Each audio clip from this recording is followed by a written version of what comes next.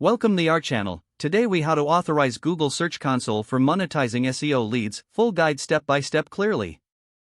To authorize Google Search Console for monetizing SEO leads, start by navigating to the Google Search Console website. If you don't have an account yet, create one by clicking on the Start Now button. Once you're logged in, click on the Add Property button to add your website. Enter your website URL in the provided field and click Continue. You'll then be prompted to choose a verification method. Select the HTML tag method to verify ownership of your site. Copy the meta tag provided in the dialog box. Next, log into your website's content management system, such as WordPress. Access the settings to insert code into the header section of your website. Paste the copied meta tag into the header area and save your changes.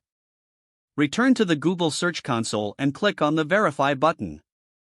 If verification is successful, you will see a confirmation message. Now, navigate to the Performance tab in the left sidebar. Here, you can analyze your website's search traffic data. Next, click on the Index section to ensure your website is indexed properly. Use the Coverage Report to check for any issues preventing indexing. Fix any errors or warnings found in this report to improve SEO performance.